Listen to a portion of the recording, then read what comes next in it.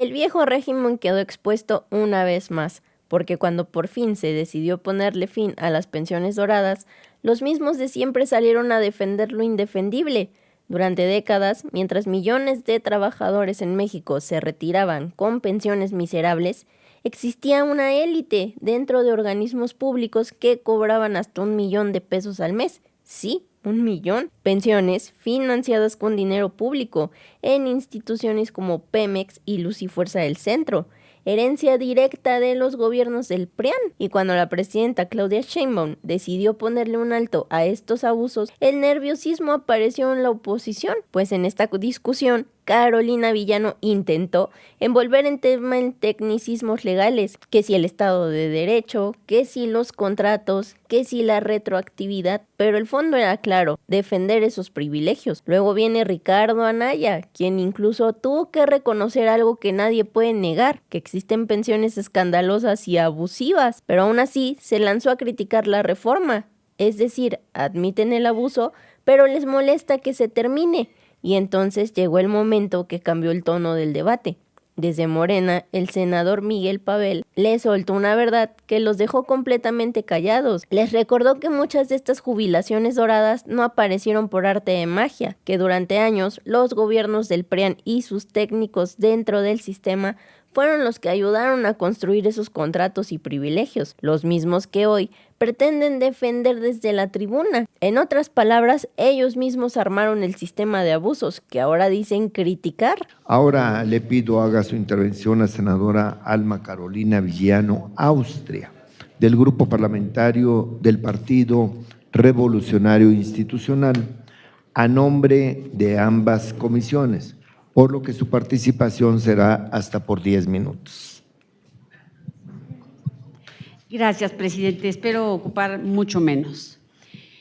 Primero, quiero dejar claro que nosotros vamos a votar a favor de esta iniciativa de la presidenta. Por supuesto, coincidimos en que hay que ponerle un alto a los excesos del presente, del pasado y del futuro. No podemos continuar con ese tipo de cosas, pero sí creo que hay que señalar varias otras que son importantes tener en cuenta.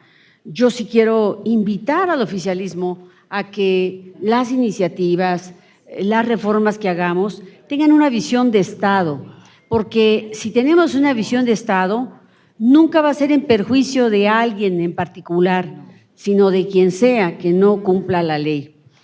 El dictamen que nos convoca tiene al menos 3 inconsistencias que ponen en riesgo al Estado de Derecho en México.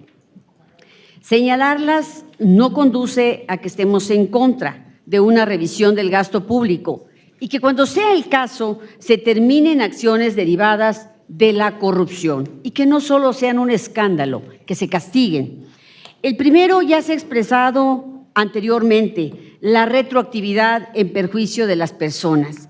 Si bien es cierto que la Corte emitió al menos 2 jurisprudencias, una derivada del recurso de inconformidad 357/2001, donde se señala que el constituyente tiene la potestad de realizar reformas de carácter retroactivo en la Carta Magna. La tesis 302 de quinta época señala que esta potestad es permitida para preservar intereses nacionales. Pero ambas tesis se realizan antes de la reforma constitucional en materia de derechos humanos de 2011. Y este es un precedente necesario para revisar si las actuaciones del constituyente protegen, garantizan y respetan los derechos humanos.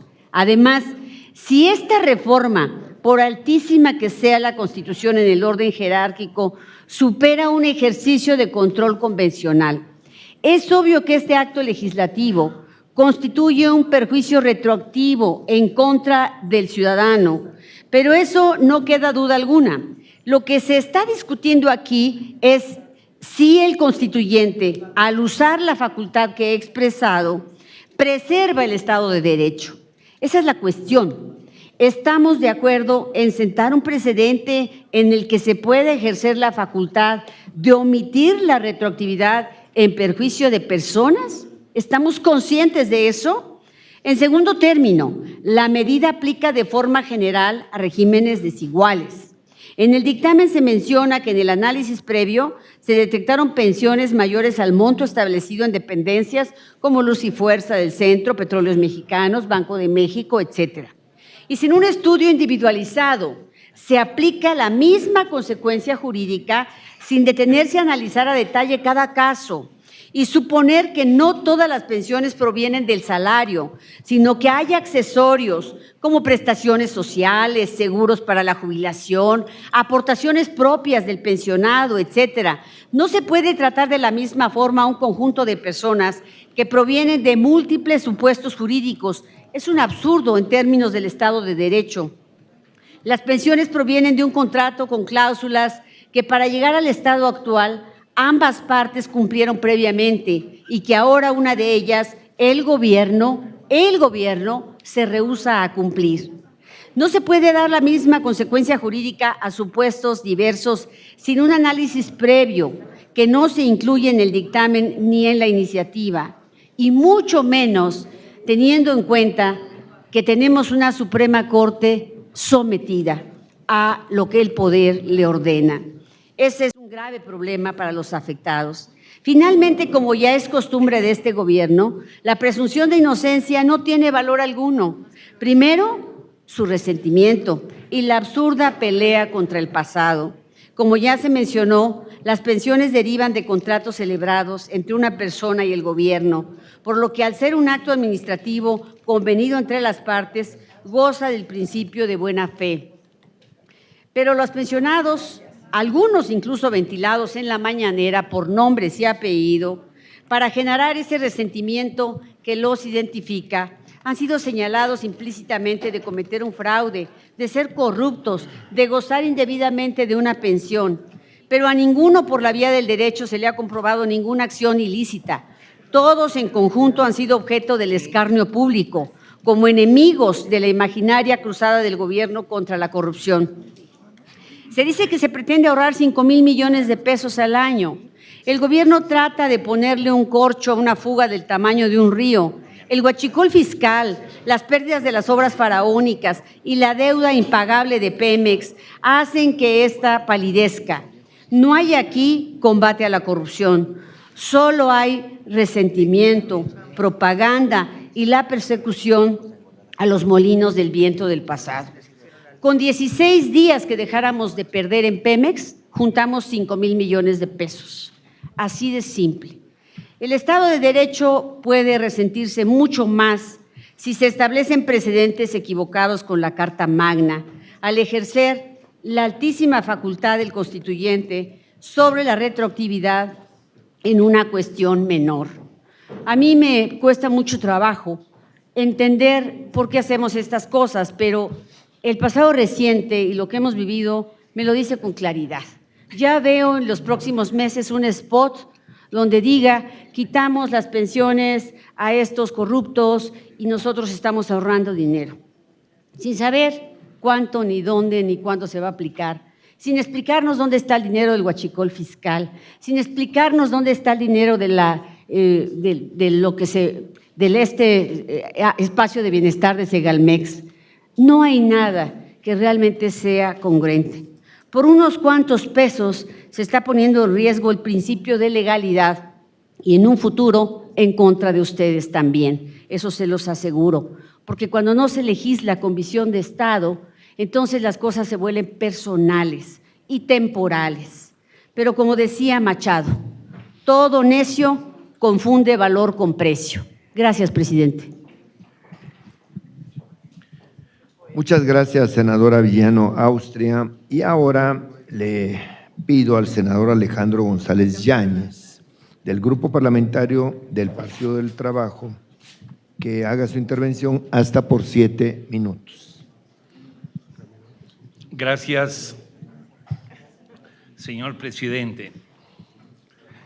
Primeramente, destacar que el dictamen en comento, el proyecto de dictamen presentado por la Comisión de Puntos Constitucionales y Estudios Legislativos sí refleja un arduo trabajo.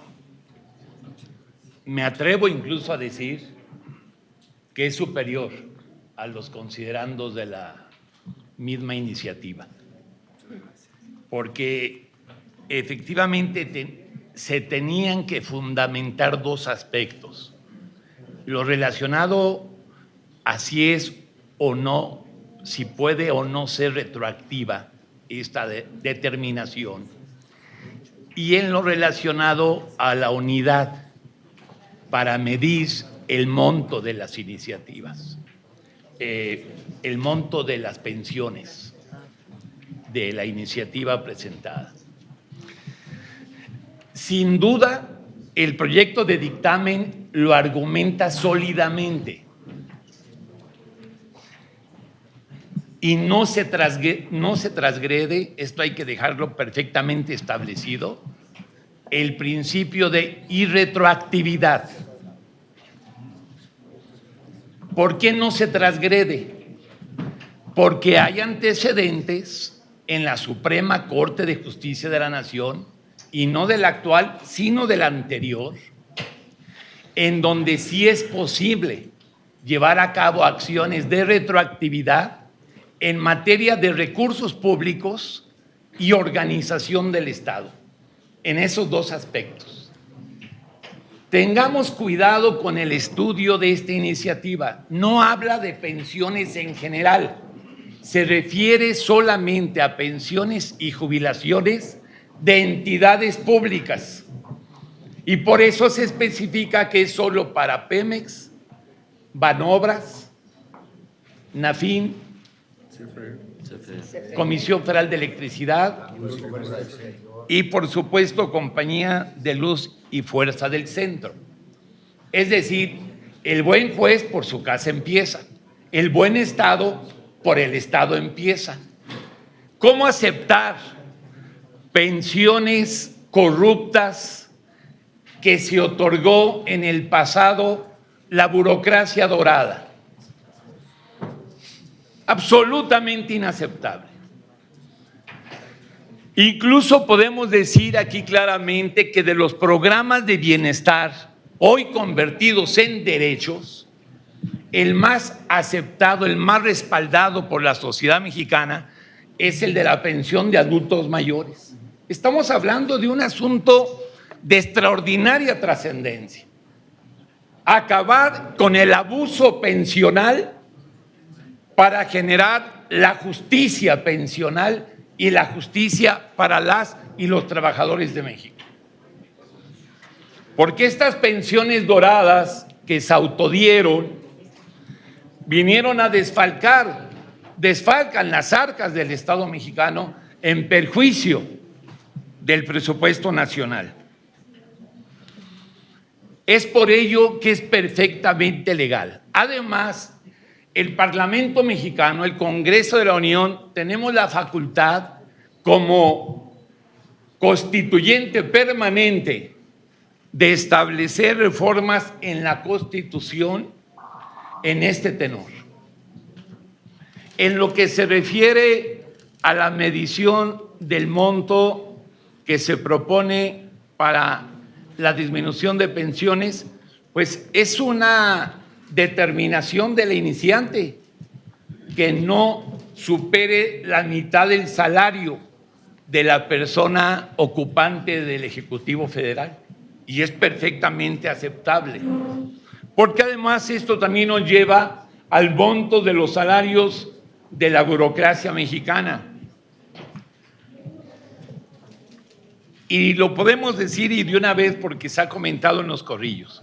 Esto también va a llevar a que no aumente significativamente el salario de la persona que ocupe el Ejecutivo Federal y por lo tanto de todos los demás servidores públicos de la nación. Esto es extraordinario porque de pasada se hace justicia salarial. El otro asunto que debemos de destacar es que se exentan a nuestras Fuerzas Armadas. Esto es formidable, porque las Fuerzas Armadas de México históricamente han demostrado lealtad a la nación, pero además que sí desquitan con su desempeño los ingresos que tienen. Termino haciendo un comentario en buena lid. En la iniciativa, en la página 4, se habla de 3 niveles de gobierno.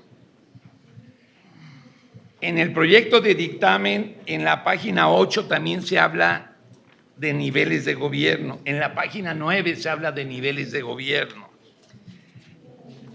Y también se habla de niveles de gobierno en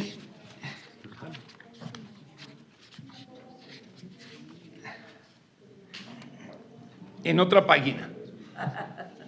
A ver, en México no hay niveles de gobierno.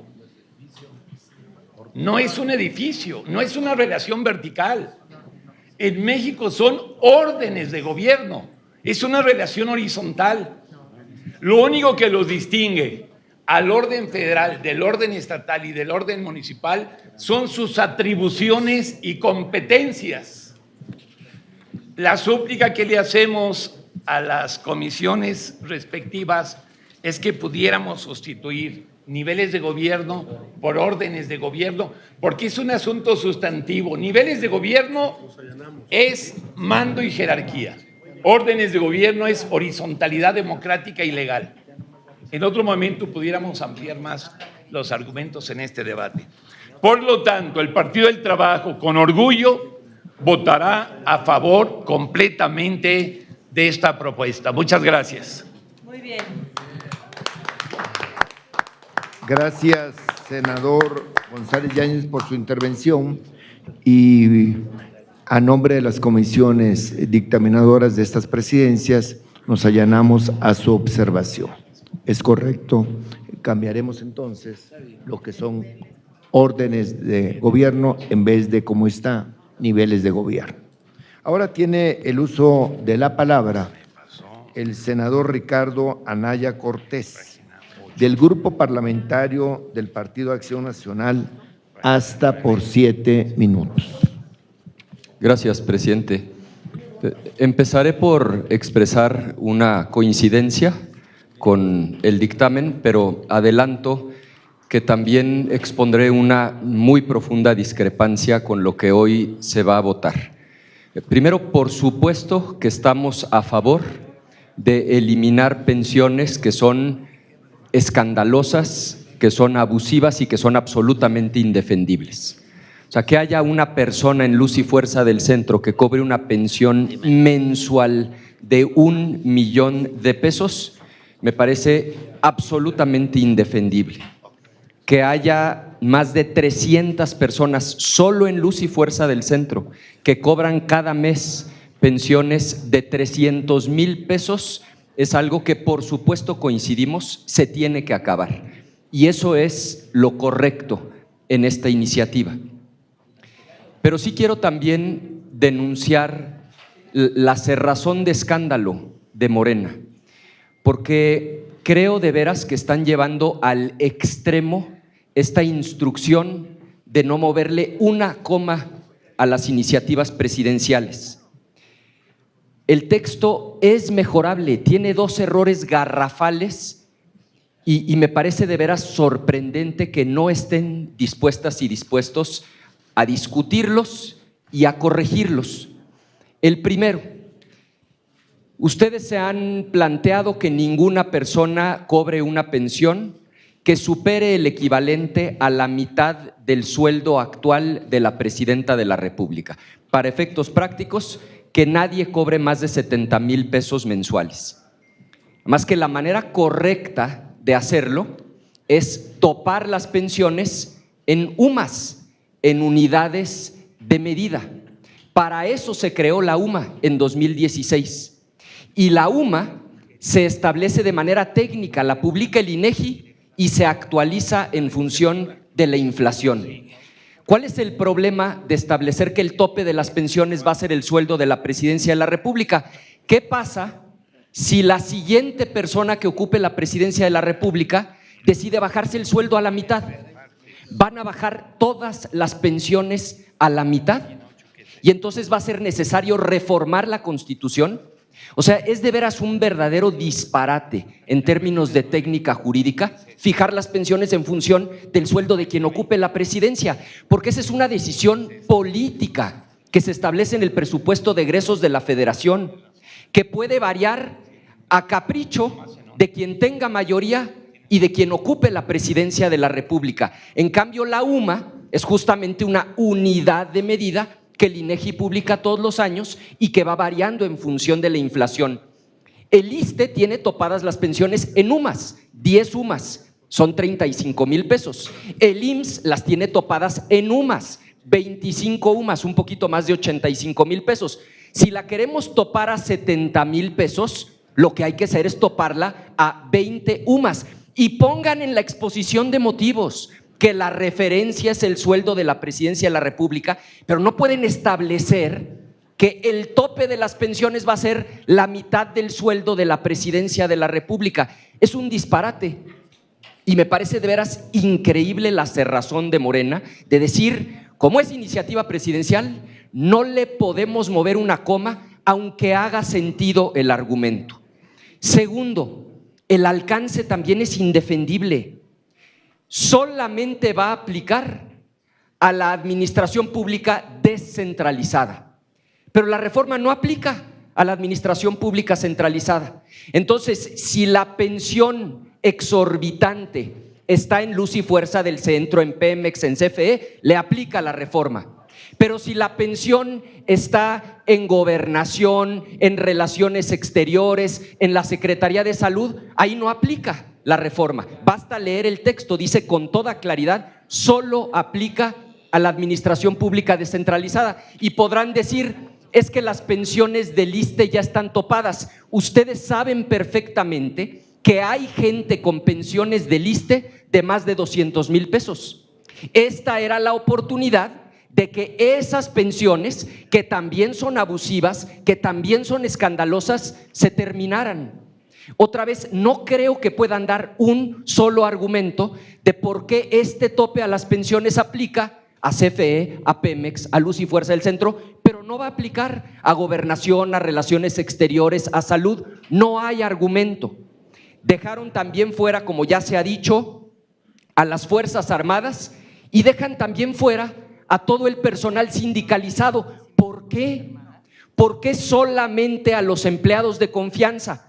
Podrán decir, bueno, porque la inmensa mayoría de los sindicalizados no tienen pensiones de este tamaño. Eso es verdad, pero hay excepciones, otra vez, abusivas, indefendibles, escandalosas. ¿Por qué quieren dejar en la excepción a quienes se pensionaron siendo miembros de un sindicato? Otra vez, no creo que puedan dar un solo argumento. Creo de veras que esta consigna que ustedes tienen de que no le pueden mover una coma a las iniciativas presidenciales convierte al Senado de la República ya no en un poder, sino en una auténtica oficialidad de partes, en una ventanilla de trámites. Sobre el tema de la retroactividad, debo decir que yo coincido en que la reforma no es violatoria del principio de retroactividad.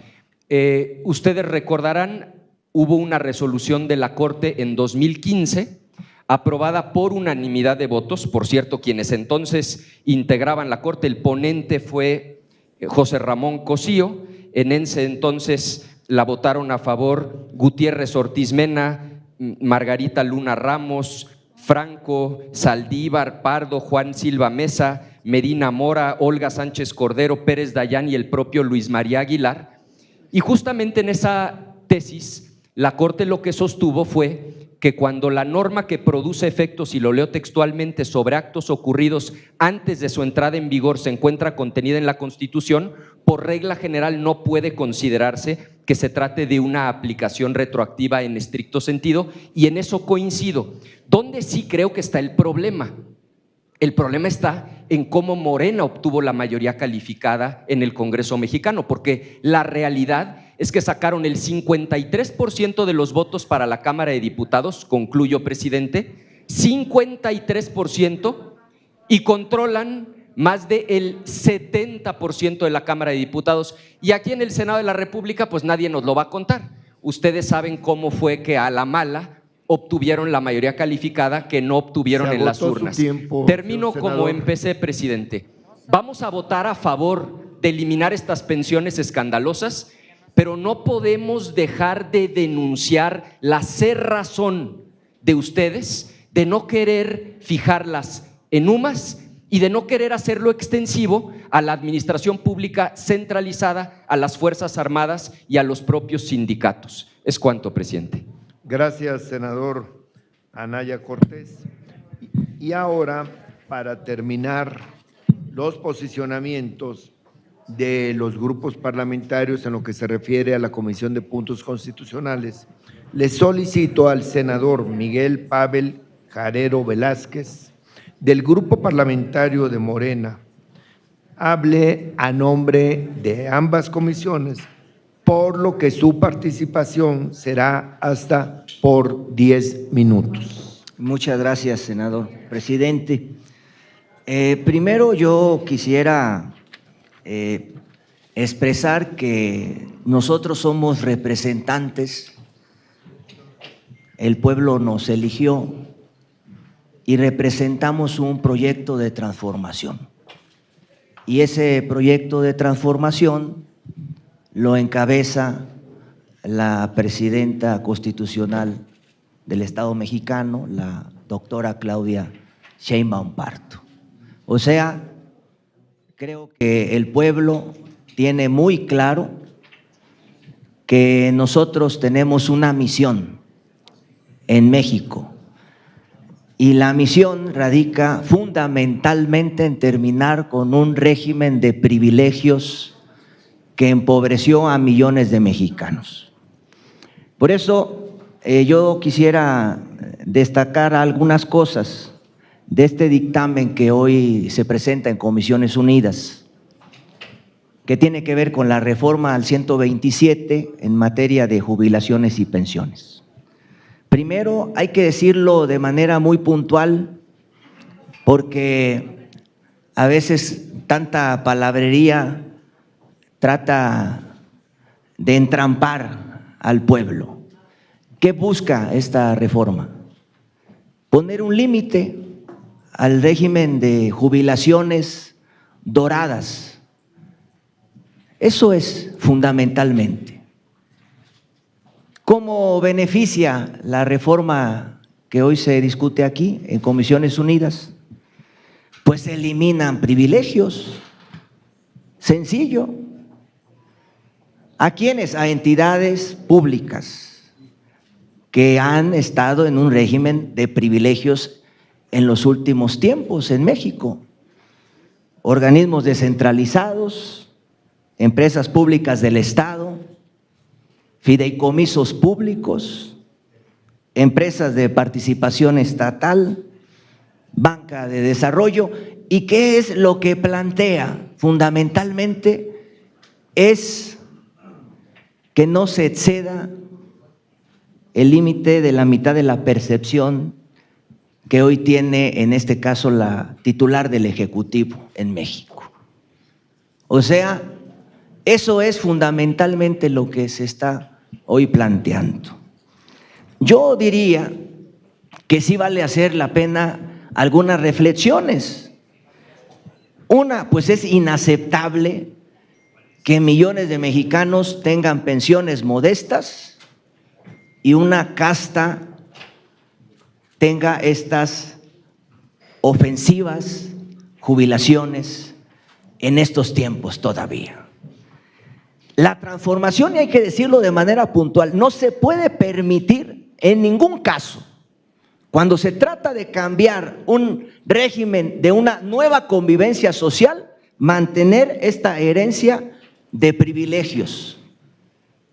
Hay que poner las cosas en la mesa, así. O sea, no se ocupa venir a tratar de narrar nada extraordinario cuando está muy claro lo que se está planteando en este tema. ¿A dónde va el dinero? Pues yo lo quiero decir. Hoy, por ejemplo, me dio muchísimo gusto el anuncio que hizo la titular de Gobernación, cuando dice que se van a poner a echar a andar 500 escuelas para recibir a 200,000 estudiantes que no han tenido las posibilidades de estudiar. Eso es, o sea, es quitar privilegios y transferir dinero público, dinero del pueblo, a educación, a salud, a infraestructura. Eso es, o sea, sencillito.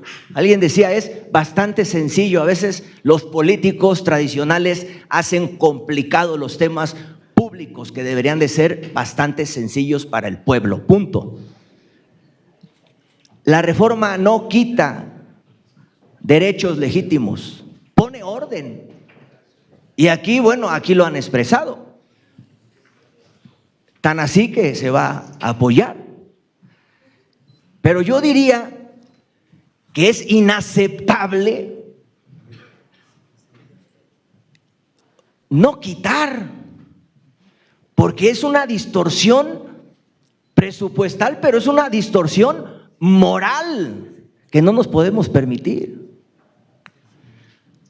Ahora, yo entiendo y no quiero calentar aquí la mesa, pero primero, reducir es un acto de justicia, no reducirlo es una ofensa para el pueblo de México.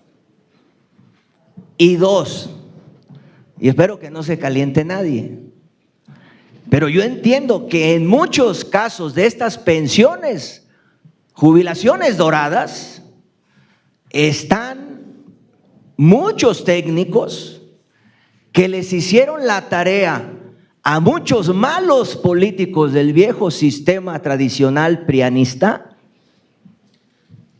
con el cual, ojo, con el cual saquearon al país y aparte les ayudaron a enriquecer las carteras a estos malos políticos del PRIAN con dinero público. Sencillo, ¿qué hemos hecho? ¿O qué queremos, pues, construir? ¿Cómo vamos a cambiar a este país con los mismos programas, con la misma manera de ejercer el presupuesto como lo gastaban antes? Con las mismas reglas, con las mismas normas. Es inaceptable. Queremos cambiar el régimen político, tenemos que hacer reformas constitucionales a favor del pueblo. Yo diría, hemos tratado de recuperar lo que el PRIAN lesionó con el sistema de pensiones para los trabajadores, porque se les olvida. Queremos darle un poco de justicia a aquel adulto mayor que llegó a una edad sin seguridad social, pero que ahora el Estado mexicano le garantiza cuando menos una transferencia que le da para enfrentar de mejor manera la vida. Hoy le estamos regresando a los trabajadores lo que el prianismo les robó durante décadas de malos gobiernos. Y ahí está el ejemplo del salario mínimo. Y ahí está la iniciativa que acabamos de apoyar para el tema de la transición a 40 horas semanales. Esa es la ruta de la transformación. Y ojalá que todos estemos en esa ruta de hacer justicia, porque no hay que olvidarlo, finalmente nuestra misión es que haya felicidad para el pueblo.